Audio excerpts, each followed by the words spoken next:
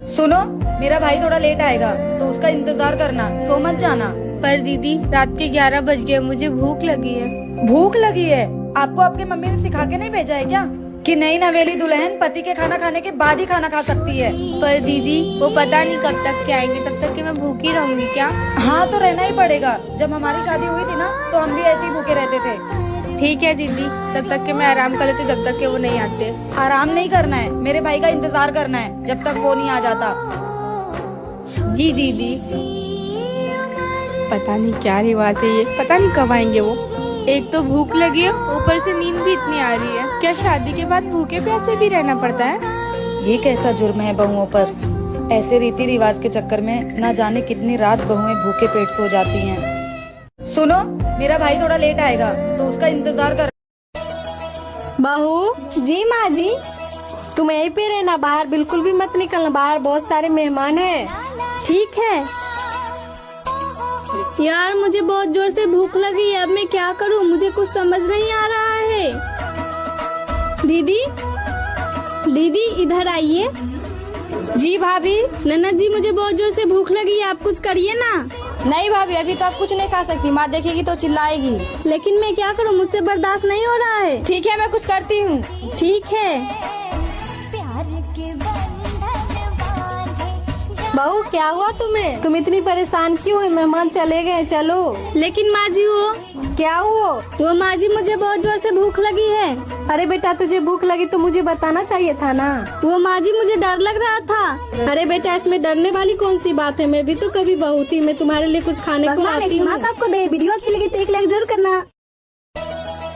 बहू, आज खाने में क्या बना रही हो? माँ जी, मैं कद्दू की सब्जी बनाने जा रही हूँ। आज मेरी बेटी आ रही है तो एक काम करना, आज पनीर की सब्जी बनाना।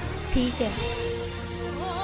वाह भाभी, आज तो गर्मा गर्म खाना खा के आज तो मजा ही आ गया। माँ, मैंने बहुत दिनों बाद इतना गर्मा गर्म खाना खाया है। माँ, मेरी सास बोलती है पहले सबको जाके खाना खिला, जब तक मैं खाना खाने बैठती हूँ तब तक खाना ठंडा हो जाता है। अरे कैसी बेवकूफ सास है तेरी, उसको भी तो समझना चाहिए कि तू उस परिवार का हिस्सा है। हाँ माँ, वो समझे तो ना। दीदी, आप और माँ जी बात कीजिए, मैं तब तक खाना खा के आती हूँ।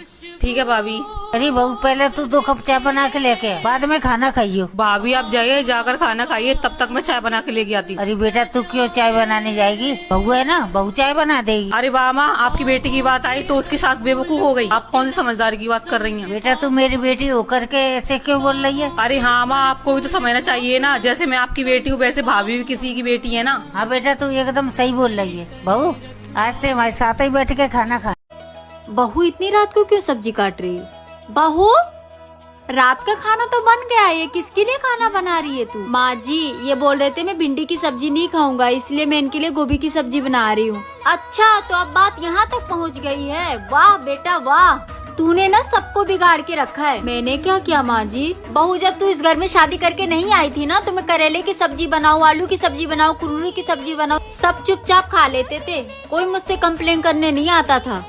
और तू इन सब की फरमाइश पूरा करी है। तूने क्या यहाँ पे होटल खोल रखे हैं? नहीं माँ जी।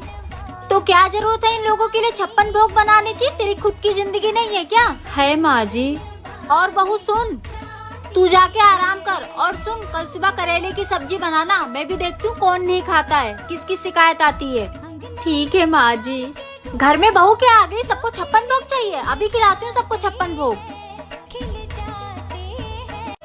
बहू, ये साड़ी कितनी फीकी लग रही है। अगर मैंने जेठानी जी को ये साड़ी दिया तो वो कहीं मुझसे गुस्सा ना हो जाए, बुरा ना मान जाए। देवरानी जी, नमक खत्म हो गया, नमक का पैकेट देखा है कहाँ है? अरे आप ऐसे क्यों बैठी हो?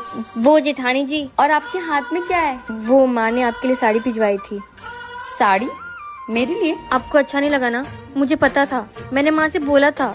जेठानी जी बड़े खानदान की हैं, उन्हें ये फीकी सी साड़ी कैसे पसंद आएगी? अरे नहीं देवरानी जी, मुझे क्यों नहीं पसंद आएगा, लाओ दो साड़ी। अरे वाह, बहुत अच्छी है। और वैसे भी घर में ना मैं भारी भारी साड़ियाँ पहन के बोर हो गई थी। ये कितनी प्यारी है, हल्की फुल्की, मैं इसमें आराम से घर के काम कर पाऊंगी। ये साड़ी मुझ पे अच्छी लगेगी ना देवरानी जी? हाँ, आप पे बहुत अच्छी लगेगी। Thank you. देवरानी और जेठानी अगर बहनों की तरह रहें तो ससुराल में कभी लड़ाइयाँ नहीं होंगी। क्या आप मेरी बात से सहमत हैं? ये साड़ी कितनी फीकी लग रही है। अगर मैंने जेठानी। बहू जी माँ जी। अगर ओढ़ने के लिए कपड़ा कम पड़ गया हो तो मैं मंगा दूं तुम्हारे लिए। क्यों माँ जी? तुम क्या अपने घर में 1 मीटर का घूंघट लिए घूम रही हो? मैंने सोचा मेरे घर में बहू आ जाएगी तो घर की रौनक बढ़ जाएगी, लेकिन तुम तो घूंघट से ही नहीं निकल रही हो। वो माँ जी, मेरी मम्मी ने कहा था कि ससुराल में घूंघट डाल के ही घूमना। तुम्हारी माँ ने कुछ सोच के ही बोला होगा, लेकिन हमारे घर में ये घूंघट उंगट नहीं चलता। ठीक है माँ जी। अब मैं चांद जैसी बहू लेके आई हूँ तो मैं पूरे घर में चमकता हुआ देखना चाहती हूँ। माँ जी, मैंने सोचा था मेरी सास बहुत खड़ूस होगी, पर आप तो मेरी माँ से भी प्यारी हो। चल जा अपना काम कर। बहू